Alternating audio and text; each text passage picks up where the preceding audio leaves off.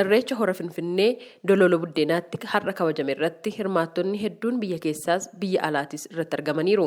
Kabajni ayyaana kanaas eebba abbootii gadaa fi haadholii siiqqeetiin eegalame.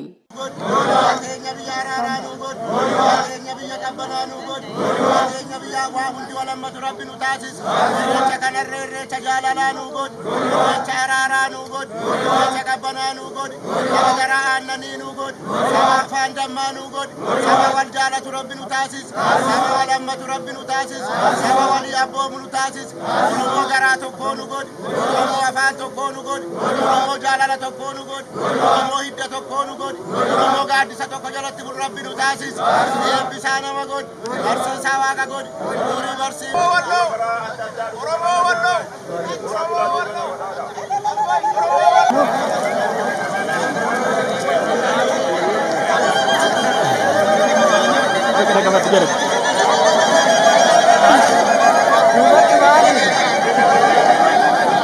Hirmaattonni sagantichaa haasofsiisne irreechi nagaa calaqqee obbolummaati jechuun ibsani.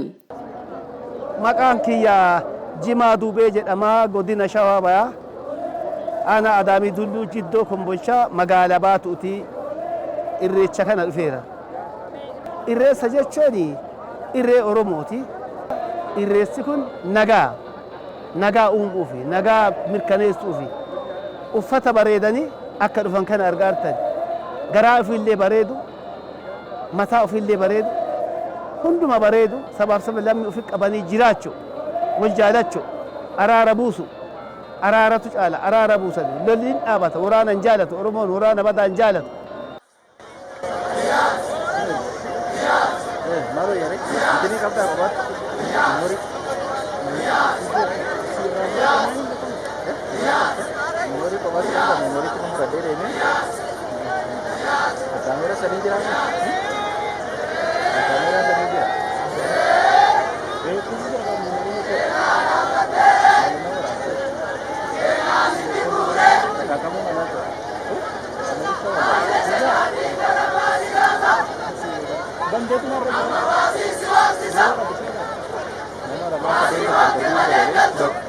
Shamarree Holokoo Koottee godina Booranaarraa gareedhaan hiriyoota ishee waliin ayyaana kanarratti hirmaatan.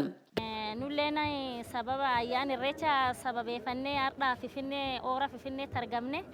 Ayyaanichi ammoo Oromoon baay'een bakka hedduu walitti dhuftee akkana fuula tokkotti walitti qabamtee irreeffachuu kennaa fi baay'ee gammanne haala gaariin irreeffanne baay'ee gammanne dansaa jenna.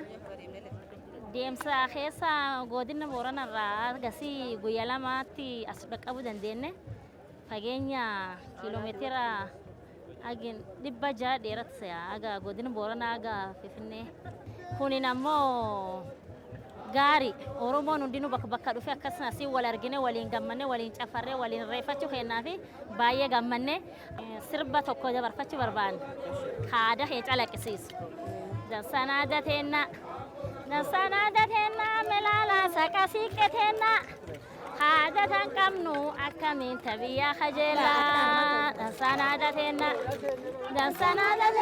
melala sakasii ketenna haada tan qabnu akkamiin tabiyyaa kajeellaa. Dansanaa mootiyaa yaa Oromoo teenya aadaa tan teenya beeffadhu sadarsaa godhani bu'ii malkatti irreeffadhu.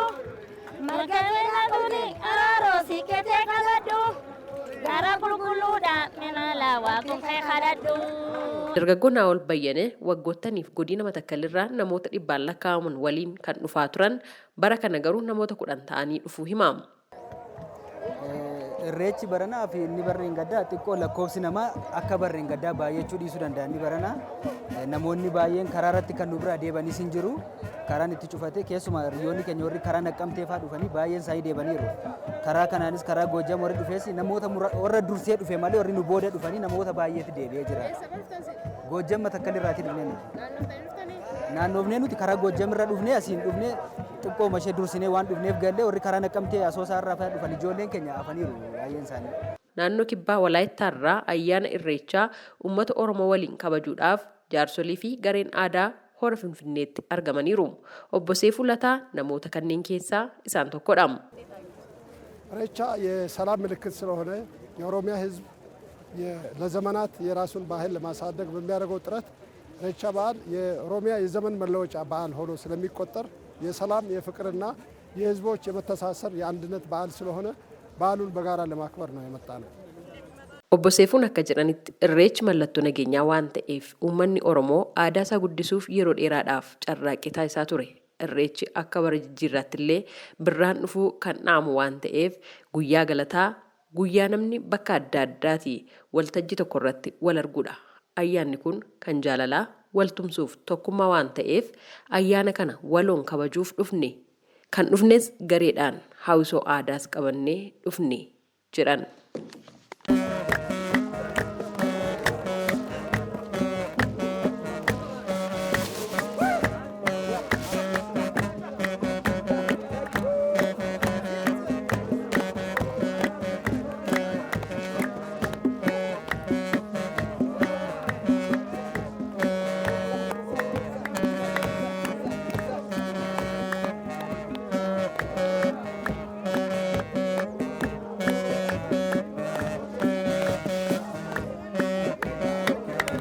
Bara kana yeroo jalqabaatiif kanneen irreechatti hirmaatanis miira isaanii akkasiin ibsanii jiru.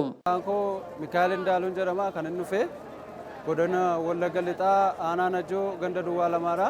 Asitti argamee irreecha kan akka kanatti uummata Oromoo faana dhaabbadhee uummata Oromoo wajjiniidhaan irreecha kana irreeffachuudhaaf gammachuu guddaatu natti dhaga'ama. Lammata irreechi nageenya, irreechi tokkummaadha, irreechi jaalala.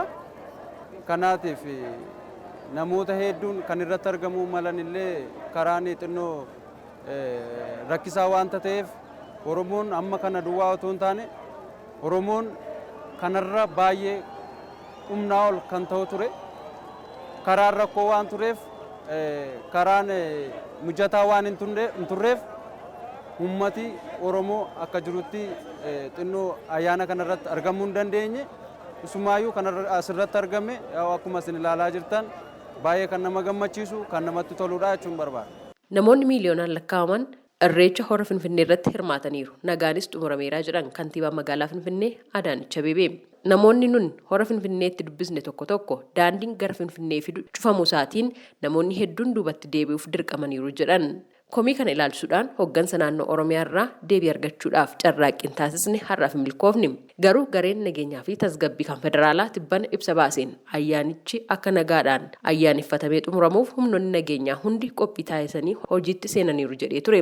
Ayyaanicha irratti hirmaachuudhaaf kan dhufanis nageenya waloodhaaf jecha sakatteensi akka jiru hubachuu qabu jechuunis ibsee ture. Gabaasa Sagalee Ameerikaatiif Tsahaay Daamxoo Finfinneerra.